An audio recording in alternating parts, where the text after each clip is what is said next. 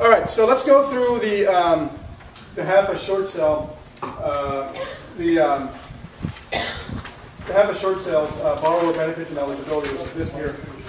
One of the things that borrowers always want to know about, well, how is this going to help me or hurt me, right? And I see no problems in you guys telling them this is what the guidelines are. Okay? If you have a question about how it's going to help you or hurt you, I can't answer that directly. I can tell you what the benefits are. I can tell you what the problems with it may be, but you need to seek legal advice with regard to how it fits as to you. Okay? In generally, as long as you give general answers, and what's the speed limit out there? 55. Okay. Hey, I was going 54 and I rear-ended somebody. Am I liable? That's a legal question because it applies as the law to a certain set of facts. And when you apply the law to a certain set of facts, you're acting like a lawyer, and you shouldn't be doing that unless you are a lawyer. Okay? So, the key benefits. There's 3 key benefits to HAFA for borrowers. Number 1, it expedites the short sale timeline tremendously. Okay. Number 2, there's a relocation incentive of $3,000. Yes? Some of the different websites are saying up to $3,000. Is it $3,000 solid, or is it at the lender's discretion? I think it's $3,000 right now, but again, this program here there's not a lot of information specific. Okay, what the government does is it releases these guidelines and then it allows the servicers and the real estate industry basically to kind of craft exact issues. Okay, so it's $3,000 for now. The incentive is okay. So lender servicer agreement not to pursue deficiency. Okay, so if the borrower qualifies for HAFA, which is a big if. The lender or the servicer or the investor has to agree not to pursue a deficiency judgment, which is a big issue in short sales, right? Deficiency is a big issue. Okay, I don't have time to go through all of the deficiency stuff. I give my big seminar on that, but understand that deficiency judgment is a huge issue, and you should not touch that with a 10-foot pole if you get asked the question as an agent. Okay, because it's a can of worms. If you don't understand the intricacies of it, you can get yourself in trouble. I'll give you one example. How many of you have heard that purchase money mortgage, they can't come after you? Perfect, right? So can you tell your client, hey, it's a purchase money mortgage, don't worry about it? Can you? Why? Why? You said you can no. Why? Why can't you say that? There's other circumstances that can affect it. Okay, and I'll tell you exactly what those other circumstances are. I'll tell you right now what those other circumstances are. If you don't answer your question whether it's a rental property or a primary residence, you have misrepresented your client in the situation. Okay? Because purchase money mortgages only apply to owner-occupied homes. Yeah, it's true. Okay? It doesn't apply to vacation homes, doesn't apply to rentals, doesn't apply to second homes, doesn't apply to houseboats, owner-occupied single-family residences. Okay? So be careful about giving that type of advice to people, even if you think you know the answer. Small changes in facts change the law dramatically. Okay? All right. The key concerns that they have. The key concerns are your client may ask you, what's the downside of it? And really, there's a couple of big ones. The servicer may require the borrower to start making payments while they're being considered for the HAFA. So while they're being considered for the HAFA transaction, to go through HAFA, to get the benefit of the benefits up there, they may require the borrower to start making payments. And some borrowers just can't do it. Okay? And if the servicer is requiring that, and the borrower can't do it, they're not going to fit within the HAFA framework.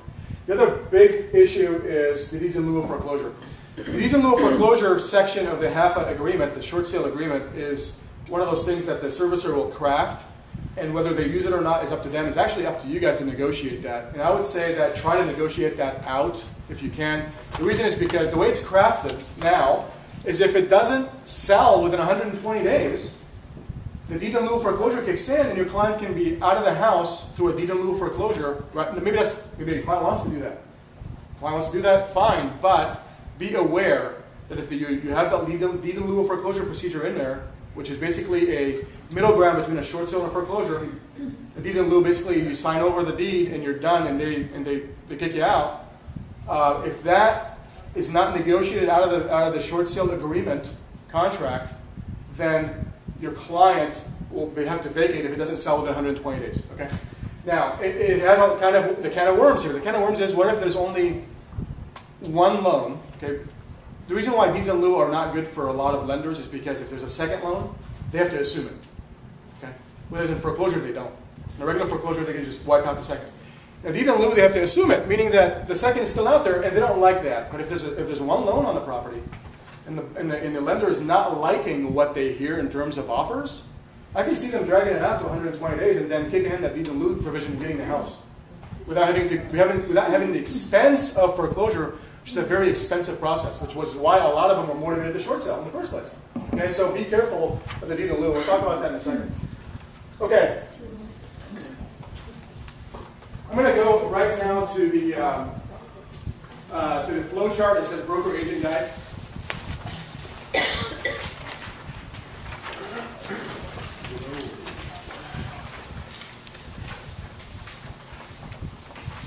Broker agent chart. Okay. I have put this together as a means of explaining the best case scenario of how everything fits together. Now, nothing fits that well together. And again, if I was to apply every contingency that would come up, it would take like pages and pages and pages of information. So this is kind of like a guide for you to kind of understand how it fits together, and then once you have the grasp, the general idea of how it fits together, then you can maybe at some point kind of be able to grasp other things that come up that don't fit exactly with here. Okay? You can internalize that and use that.